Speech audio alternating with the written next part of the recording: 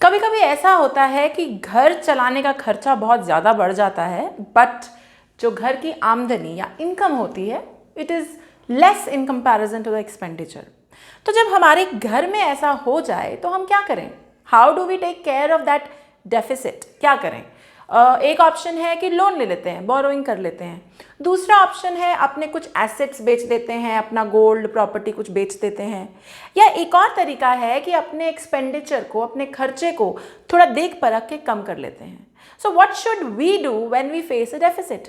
और बिल्कुल ठीक इसी तरीके से जब सरकार को different type of deficits face होते हैं, मतलब जब उनके बजट में डेफिसिट आ जाता है, कमी आ जाती है, यानी खर्चा ज़्यादा और आमदनी कम, तो सरकार क्या करे और ये डेफिसिट्स क्या हैं और इनका असर क्या है इकोनॉमी पे? आज की वीडियो में हम यही सब डिटेल में डिस्कस करने वाले हैं। वेलकम एवरीवन, आप लोग देख रहे हैं Eco World digital classes and this is macro economic series for standard 12th। हमारा चैप्टर चल रहा है गवर्नमेंट बजट का और आज हम शुरुआत कर रहे हैं बजट डेफिसिट्स की। सबसे पहली चीज जो समझने वाली वो ये है कि डेफिसिट होता क्या है। डेफिसिट वर्ड मीन्स कमी। किस चीज की कमी?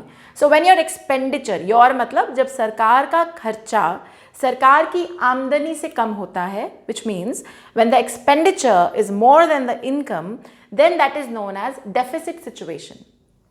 ठीक, डेफिसिट तीन टाइप के हैं। वन इज फिस्कल डेफिसिट, दूसरा रेवेन्यू डेफिसिट और तीसरा प्राइमरी डेफिसिट।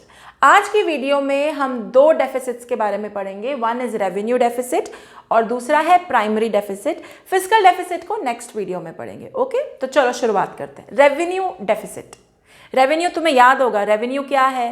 सरकार की रेवेन्यू रिसीट्स, है ना। रेवेन्यू मतलब पैसा आ रहा है। तो जो डेफिसिट हम निकाल पाते हैं सरकार के रेवेन्यू एक्सपेंडिचर और रेवेन्यू रिसीट से, उसको हम कहते हैं रेवेन्यू डेफिसिट। यानी कि जब सरकार का revenue expenditure is greater than revenue receipt, तो हम उसको रेवेन्यू डेफिसिट बोलते हैं। ऑब्वियसली नाम ही कह रहा है रेवेन्यू डेफिसिट, तो ना तो इसमें कैपिटल एक्सपेंडिचर ना ही कैपिटल रिसीट इंक्लूडेड है। Let me take an example. तो रेवेन्यू डेफिसिट कब होगा? तो तुम्हें याद होगा मैंने कहा था कि रेवेन्यू एक्सपेंडिचर और revenue receipts are all about running the country. एक देश चलाने का खर्चा, एक देश को अच्छे से एडमिनिस्टर करने का खर्चा। थिंग्स, खर्चा क्या क्या है? Like you are maintaining law and order, आप जुडिशरी पे पैसा लगा रहे हैं, आप बैंक्स के लोगों को सैलरी दे रहे हैं, आप डिफेंस आर्मी मेंटेन कर रहे हैं, ये सब रेवेन्यू एक्सपेंडिचर है। ठीक है, इसके अलावा आप सब्सिडीज देते हैं, यानी आप वेलफेयर की पॉलिसीज निकालते हैं, गरीब फार्मर्स को सब्सिडी देते हैं, इंडस्ट्रियलिस्ट जो मतलब स्मॉल एंड मार्जिनल हैं उनको सब्सिडी देते हैं। ये सारे भी रेवेन्यू एक्सपेंडिचर में आते हैं। तो ये कहना गलत नहीं है कि रेवेन्यू एक्सपेंडिचर देश को चलाने का खर्चा और देश में कई वेलफेयर ओरिएंटेड एक्टिविटीज करने का खर्चा रेवेन्यू एक्सपेंडिचर है। तो तुम्हें एक बात हमेशा याद रखनी है, revenue expenditure, revenue receipt deal with running a country. और रेवेन्यू रिसीट में क्या क्या आता था याद होगा? टैक्सेशन, सारे टाइप की टैक्सेशन आ गई, फीस आ गई, परमिट आ गए, लाइसेंस फी आ गई, एसचीट, स्पेशल असेसमेंट, ये सब कुछ आ गया। तो कहने का मतलब देश से पैसा कमाया और उसी को देश चलाने में लगाया, चीज़ें मेंटेन करने में, गरीबी हटाने में, ये सब में लगाया। तो ये तो टोटल फंडा है रेवेन्यू रिसीट और रेवेन्यू एक्सपेंडिचर का। अब रेवेन्यू डेफिसिट क्या? जब रेवेन्यू एक्सपेंडिचर, देश चलाने का खर्चा is much more than what you are getting as income. Obvious सी बात है, हमारे देश में तो डेफिसिट होगा ही। टैक्स बहुत लोग कम देते हैं, फीस एंड फाइन्स भी लोग इवेड करते हैं, ठुल्ले को चलान के पैसे नहीं देते, तुम ब्राइबरी पकड़ा देते हो। तो रेवेन्यू नहीं है देश के पास, तो क्या है? खर्चा तो बहुत है, तो डेफिसिट होता है। तो डेफिसिट क्या है? जब सरकार का खर्चा बहुत ज़्यादा और रिसीट बहुत ज़्यादा कम। कौन सी वाली? रेवेन्यू। ठीक है, अब ठीक है भाई, हो गया डेफिसिट रेवेन्यू का। तो इसकी दिक्कतें क्या हैं? इससे देश के ऊपर क्या असर पड़ता है? तो चलो ये भी समझते हैं, इम्प्लीकेशंस। तुम्हारे सामने फॉर्मूला है रेवेन्यू डेफिसिट का, कोई रॉकेट साइंस फॉर्मूला नहीं है, बड़ा सिंपल है। Revenue deficit is equal to revenue expenditure minus revenue receipt. Okay, now implications. पहला असर, इम्प्लीकेशन का मतलब है अगर देश में रेवेन्यू डेफिसिट हो तो उसका असर क्या है? What is the implication? How is it going to effect the economy? First one, it reduces expenditure meant for welfare. मैंने क्या कहा था, अगर घर में खर्चा बढ़ गया और आमदनी कम है तो हम क्या करते हैं, हम अपना खर्चा ढूंढते हैं, जो फालतू का लगता है उसको हटा देते हैं, है ना। तो देश की सरकार क्या करेगी, ये जो सब्सिडी देना है, ये जो पॉलिसी निकालना है, वेलफेयर निकालना है, इनके दम पे देश नहीं चलता। ये वेलफेयर के लिए है, ये लोगों का भला करने के लिए है। तो सबसे पहले जब रेवेन्यू डेफिसिट होता है, कौन सी पॉलिसीज को काटा जाता है, welfare policies. So whenever your revenue deficit is going to increase, the government will have to reduce the welfare oriented activities. welfare को काटा मारना पड़ेगा। अब इकोनॉमी वाइज तो ये कोई बहुत बड़ी बात नहीं है, लेकिन क्वालिटी ऑफ लाइफ वाइज ये बहुत बड़ी बात है। तो यानी जो गरीब लोग हैं, जो उनको भत्ते, पेंशन, सब्सिडी मिल रही है, वो सब side. That's your first implication. Second, dissaving by government. Saving क्या होता है, पैसा जोड़ना। डिस सेविंग क्या होता है, पैसा निकालना। तो सरकार ने जो पब्लिक सेक्टर यूनिट के का पैसा रखा हुआ है, जो देश चलाने में काम आना चाहिए, अब उसको सरकार को अपना डेफिसिट, अपनी कमी पूरी करने में लगाना पड़ेगा। डिस सेविंग करनी पड़ेगी, विड्रॉल्स करने पड़ेंगे। अब मानो डेफिसिट नहीं होता तो सरकार एक्स्ट्रा खर्चा कर पाती, अच्छी सोशल वेलफेयर पॉलिसीज निकाल पाती, ज़्यादा सब्सिडीज दे पाती, हो सकता है free education, free health care कर देती। But sorry, that's not possible, क्योंकि डिस सेविंग करनी पड़ रही है, क्योंकि रेवेन्यू डेफिसिट चल रहा है। Third, borrowing. ऑब्वियसली मैंने क्या कहा था, खर्चा ज़्यादा है, आमदनी कम है, तो एक बढ़िया तरीका है लोन ले लो। सरकार के पास भी है ये तरीका, आरबीआई से बोरोइंग हो सकती है, बाहर के देशों से, वर्ल्ड बैंक से। But always remember, and you know this, loan कभी फ्री का तो होता नहीं है, बहुत तगड़ी इंटरेस्ट लाइबिलिटी होती है, और वो इंटरेस्ट कौन पे करता है, आप और हम जैसे लोग जो टैक्सेस पे कर रहे हैं। Okay, so that's your third implication. चौथी, disinvestment. We know what is disinvestment. When government sells part of its public sector units to private sector in order to mobilize funds, that is known as disinvestment. यानी सरकार अपनी सरकारी कंपनियों का आधा या पूरा हिस्सा जब प्राइवेट सेक्टर को बेच देती है पैसे के लिए, ताकि सरकार के पास पैसा आए, उसे हम डिसइन्वेस्टमेंट कहते हैं। ऑब्वियसली रेवेन्यू डेफिसिट चल रहा है, देश के पास पैसे नहीं है, तो ये सारे तरीके हैं जिनसे पैसे अरेंज किए जा सकते हैं।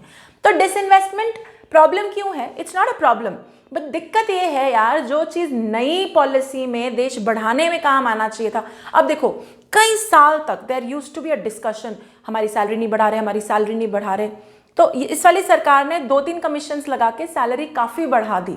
But you should always know कि सैलरी सरकार का रेवेन्यू एक्सपेंडिचर है, तो भाई पैसा नहीं होगा तो ये भी नहीं होगा, नॉट पॉसिबल।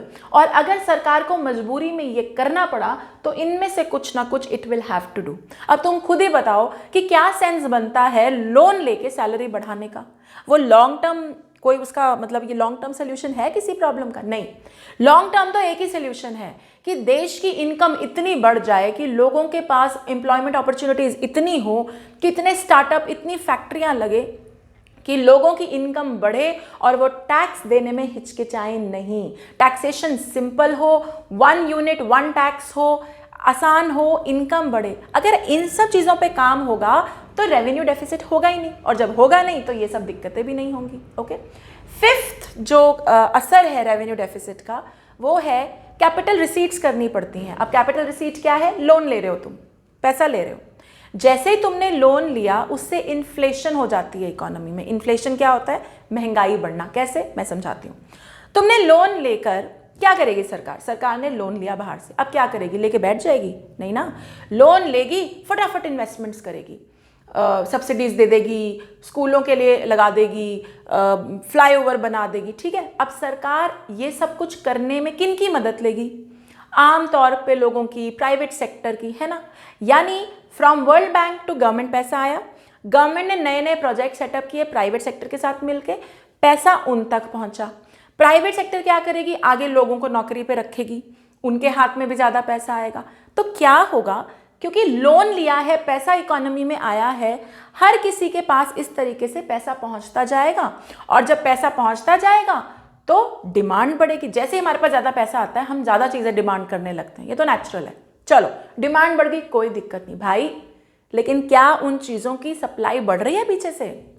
नहीं, तुमने कह दिया भाई हमारे पास बहुत पैसे हैं ना, हम 10 की बजाय 20 चीज़ें खरीदेंगे, बट पूछो तो कि वो 20 चीज़ें इंडिया में बनती भी हैं, सप्लाई है उनकी? नहीं होगी। और जब डिमांड बढ़ती है, सप्लाई नहीं होती, तो प्राइसेस बढ़ते हैं। और ये सब किसके दम पे? लोन के दम पे। पैसा कमाया नहीं है, बोरोइंग करके यहाँ के अपने के प्राइसेस बढ़ा दिए। तो ये भी एक नेगेटिव असर है रेवेन्यू डेफिसिट का। तो कहने का मतलब है रेवेन्यू डेफिसिट वो सिचुएशन है जब सरकार का देश चलाने का खर्चा बहुत ज़्यादा है लेकिन देश से इनकम बहुत कम है, और उसकी वजह से सरकार को या तो लोन लेना पड़ेगा या पीएसयूज का प्रॉफिट लगाना पड़ेगा या डिसइन्वेस्टमेंट करनी पड़ेगी, और जो सबसे आसान है, जो हमेशा होता है, वेलफेयर एक्टिविटीज़ काटनी पड़ेंगी, इन्फ्लेशनरी प्रेशर्स बढ़ जाएंगे। ठीक, अब इन्हें ठीक कैसे करें? इन्हीं से कैसे ठीक कर, जो तरीका है रेवेन्यू डेफिसिट ठीक करने का, how does government control revenue deficit, यही तुम्हारे सामने है। सरकार यही सब करके फिस्कल रेवेन्यू डेफिसिट को कंट्रोल करती है। सबसे पहले practically, like I said, welfare activities काटी जाती हैं, सब्सिडीज़ खींची जाती हैं, सैलरीज वगैरह बढ़ाई नहीं जाती। That's the easiest way to control it. दूसरा, बोरोइंग होगी, पीएसयूज बेचे जाते हैं, डिसइन्वेस्टमेंट्स होती हैं। तो ये सारे तरीके हैं जिससे रेवेन्यू डेफिसिट को कंट्रोल किया जाता है। Okay, are we clear? Great. Now let's go to second deficit which is primary deficit. वैसे तो प्राइमरी डेफिसिट समझने के लिए पहले फिस्कल डेफिसिट समझना जरूरी है, but that's a detail topic and I am going to do it in a separate video. अभी ये समझते हैं मोटे मोटे तौर पे कि फिस्कल डेफिसिट से ना ये पता चल जाता है कि देश की टोटल देनदारी कितनी है। You getting my point? Total देनदारी, कितना पैसा वापस करना है, कितनी बोरोइंग करी है जिसका पैसा वापस करना है, प्लस कितनी इंटरेस्ट पेमेंट्स करनी है। लोन लोगे तो इंटरेस्ट तो देना पड़ेगा ना। तो फिस्कल डेफिसिट से पूरी पिक्चर क्लियर हो जाती है कि देखो भाई, इतना तो बोरो किया है और इतनी तो इंटरेस्ट पेमेंट है, टोटल इन दोनों को मिला के इतना पैसा फिस्कल डेफिसिट है, इतना पैसा वापस करना है। ठीक, अब जब उस फिस्कल डेफिसिट से हम इंटरेस्ट पेमेंट्स हटा दें, तो मान लो 10 लाख करोड़ का फिस्कल डेफिसिट है, जिसमें से 8 लाख करोड़ तो लोन है और 2 लाख करोड़ क्या है? Interest payment. तो टोटल फिस्कल डेफिसिट कितना है? Total borrowing 10 lakh. Primary deficit क्या है? 10 लाख माइनस 2 लाख, यानी 10 लाख तो टोटल जो देना है वापस वो है, और इंटरेस्ट पेमेंट कितनी है? 2 लाख की। तो 10 लाख में से 2 लाख गए तो प्राइमरी डेफिसिट कितना बचा? 8 लाख। यानी प्राइमरी डेफिसिट इस साल की सिर्फ बोरोइंग कितनी है वो समझाता है। Please understand this. Primary deficit क्योंकि इंटरेस्ट पेमेंट्स को हटा देता है, इसीलिए प्राइमरी डेफिसिट को देख के हमें साफ साफ पता चल जाता है कि इस साल करंट ईयर में कितना बोरो करने की जरूरत है। अब मैं ये करंट ईयर वर्ड क्यों यूज कर रही हूं? बहुत सिंपल, क्योंकि फिस्कल डेफिसिट हो सकता है एक्यूमुलेटेड हो। एक्यूमुलेटेड मतलब सिर्फ इस साल की बोरोइंग नहीं, पिछले साल की बोरोइंग भी दिख रही है, तो पिछले साल का इंटरेस्ट भी दिख रहा है ना। लोन पिछले साल लिया था, इंटरेस्ट इस साल देना है, तो वो भी दिख रहा है फिस्कल डेफिसिट में। लेकिन प्राइमरी डेफिसिट वो सारी पुराने इंटरेस्ट पेमेंट्स को साइड करता है, हटा देता है पुरानी वाली को, और जो इस साल में हमें और बोरो करने की जरूरत है वो दिखाता है, shows only the borrowing required in the current year. ये है प्राइमरी डेफिसिट। ठीक है, तो प्राइमरी डेफिसिट की डेफिनेशन क्या है? It is fiscal deficit exclusive of interest payments, या fiscal deficit minus interest payments. ठीक है, अब गवर्नमेंट दो डेफिसिट का को निकालती है, रेवेन्यू निकालती है, समझ में आता है देश का खर्चा चलाना, खर्चा हो रहा है कि नहीं हो रहा है वो पता चलता है। फिस्कल और प्राइमरी क्यों? क्योंकि फिस्कल से मुझे पिछली अगली सारी बोरोइंग कितनी है पता चल जाती है, और प्राइमरी से इस साल की कितनी है वो पता चलती है, इसीलिए दो अलग निकाली जाती हैं। ओके, नाउ इम्प्लीकेशंस, असर बिल्कुल सेम है प्राइमरी डेफिसिट के भी, बिल्कुल सेम। अगर एग्जाम में आ जाता है तो जो रेवेन्यू डेफिसिट का इम्प्लीकेशन है वही एग्जैक्टली प्राइमरी डेफिसिट के इम्प्लीकेशंस भी हैं। ठीक है, I hope you are clear with the concepts of revenue and primary deficit. In case आप लोग मुझे यूट्यूब पे देख रहे हैं तो like, share, subscribe and comment करना बिल्कुल मत भूलिएगा। And in case there are questions, please ask, put it in the comment box, I will come back to you on the same. Okay, till then stay tuned, next video coming up is going to be about fiscal deficit. Bye bye, take care.